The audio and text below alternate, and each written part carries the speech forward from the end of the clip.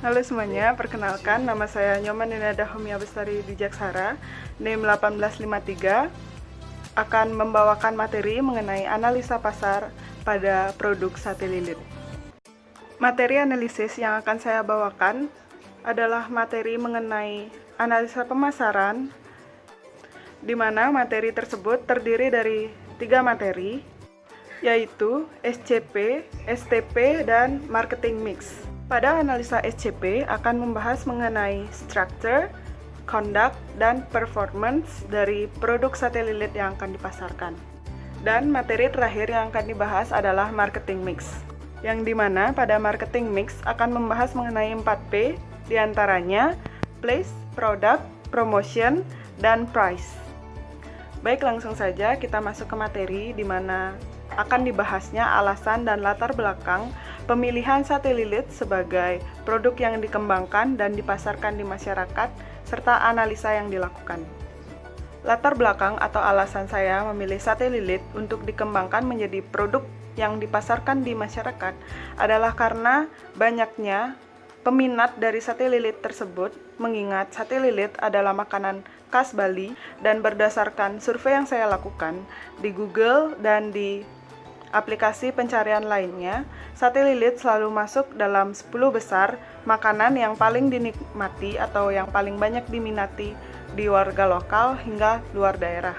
Sehingga dengan adanya hal tersebut dapat memberikan potensi yang sangat baik pada produk sate lilit untuk dipasarkan secara luas di masyarakat. Latar belakang lain yang juga mendorong saya untuk melakukan analisa pasar pada produk sate lilit ini adalah karena masih belum banyak ditemukan produk-produk olahan makanan berbasis tradisional yang dikemas dalam kemasan dengan ketersediaan yang memungkinkan mencangkup ruang lingkup yang lebih luas. Dan saya lihat juga kesempatan produk makanan tradisional olahan ini untuk bisa diproduksi secara luas mengingat perkembangan teknologi dan ilmu pengetahuan yang semakin maju, sehingga memungkinkan produk ini untuk bisa direalisasikan. Dan selanjutnya, untuk jenis sate lilit yang ingin dipasarkan di masyarakat, yaitu jenis sate lilit dalam kemasan berupa frozen food, yang nantinya bisa dengan instan dinikmati oleh masyarakat luas. Lanjut menuju ke materi analisa pada produk sate lilit dalam kemasan frozen food. Materi analisa pertama yang akan digunakan yaitu SCP. Pada analisa SCP, yang pertama yang akan dibahas yaitu structure. Pada structure, nantinya akan membahas mengenai organisasi pada suatu pasar yang mempengaruhi keadaan persaingan dan penentuan harga pasar. Struktur pasar nantinya akan berisikan pangsa pasar, konsentrasi pasar, dan hambatan-hambatan untuk masuk pasar. Yang pertama yaitu ada pangsa pasar. Untuk pangsa pasar ini berfokus pada titik kekuatan dari produk sate lilit untuk mendapatkan eksistensi di masyarakat luas.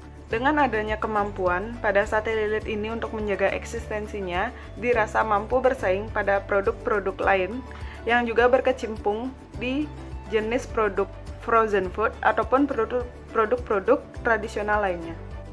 Dan pada pangsa pasar lainnya, di mana pada produk sate lilit dalam kemasan ini diharapkan memiliki kestabilan atas ketersediaannya di masyarakat maupun di pasar. Selanjutnya akan dilakukan pula kegiatan-kegiatan mendirikan stand di festival makanan untuk mengokohkan eksistensi dari produk sate lilit. Selanjutnya masuk ke konsentrasi pasar. Dari prediksi, perkembangan sate lilit diperkirakan dapat bersaing secara stabil karena eksistensi sate lilit yang tidak pernah redup di masyarakat, sehingga dengan keberadaan sate lilit dalam bentuk frozen dapat memberikan potensi ketersediaan produk yang dapat ditemukan di mana saja dan kapan saja. Begitu pula dengan potensi lain pada produk ini, yaitu sebagai oleh-oleh khas Bali yang memungkinkan untuk dinikmati oleh kalangan masyarakat yang lebih luas, menjadikan asumsi realisasi sate lilit frozen bisa segera diproduksi di masyarakat. Lalu masuk ke materi hambatan-hambatan untuk masuk pasar pada produk sate lilit dalam kemasan ini. Seperti yang kita tahu, sate lilit dalam kemasan ini masih jarang ditemukan atau bahkan belum diproduksi. Materi kedua yang akan dibahas dari SCP yaitu conduct. Pada kondak ini akan membahas mengenai perilaku yang dihadapi pada struktur pasar. Pada penyesuaian perilaku terhadap struktur pasar, yaitu berfokus pada tingkat permintaan sate lilit di masyarakat, selanjutnya kesesuaian harga, dan kestabilan ketersediaan produk. Pada bagian terakhir dari materi SCP, yaitu performance, akan membahas mengenai kinerja dari produk sate lilit dalam kemasan. Pada kinerja produk sate lilit dalam kemasan ini, diprediksi akan memberikan kinerja yang maksimal, mengingat peminat sate lilit yang tinggi di masyarakat. Begitu pula memberikan potensi kepada sate lilit dalam kemasan untuk bisa menembus pasar oleh-oleh khas Bali yang nantinya lebih luas lagi dinikmati oleh masyarakat lokal, luar daerah, hingga luar negeri. Lanjut ke analisa kedua, yaitu STP. Pada materi analisa STP ini nantinya akan membahas mengenai segmentasi, targeting, dan positioning dari produk sate lilit dalam kemasan. Diawali dengan masuknya ke materi segmentasi. Segmentasi ini nantinya akan berisikan 4 bagian. Yang pertama demografis, geografis, psikografis, dan perilaku. Pada segmentasi geografis berfokus pada area dari pemasaran produk sate lilit dalam kemasan ini. Untuk area yang kami pilih dalam pemasarannya nanti yaitu area perkotaan karena penduduknya yang padat, sehingga memungkinkan dalam penjualan sate lilit dalam kemasan untuk lebih tinggi dan tercapainya keuntungan yang lebih tinggi pula. Selanjutnya yaitu akan membahas mengenai segmentasi demografis, di mana segmentasi ini berfokus pada masyarakat sosialnya. Pada produk sate lilit frozen akan ditunjukkan untuk semua kalangan masyarakat dan menyesuaikan di segala jenis umur. Selanjutnya akan membahas mengenai segmentasi perilaku dan psikografis, di mana pada segmentasi ini sama-sama membahas mengenai perilaku atau sifat dari karakter masyarakat dalam membeli produk kami. Dari asumsi yang saya ambil yaitu produk kami ini nantinya akan dinikmati oleh masyarakat yang memiliki keterbatasan waktu untuk memasak lauk di rumahnya sehingga memilih produk kami untuk lebih efisien dalam memasak makanan ketersediaan di rumah tangga. Selanjutnya akan membahas mengenai targeting dari produk sate lilit dalam kemasan ini, di mana pada produk ini diutamakan jenis pemasaran produk yang meningkat secara lambat laun, dimulai dengan memaksimalkan penjualan lokal, produk di media sosial, hingga ketersediaan di beberapa minimarket, supermarket, hingga menembus pasar-pasar oleh-oleh khas Bali. Pada bagian terakhir dari materi STP yang dibahas yaitu positioning, di mana positioning ini membahas mengenai posisi dari produk sate lilit dalam kemasan di pasaran.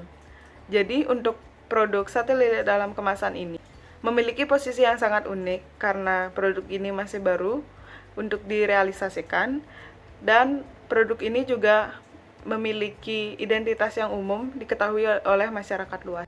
Dan materi analisa terakhir yaitu marketing mix yang terdiri dari 4P, product, price, place, dan promotion. Price.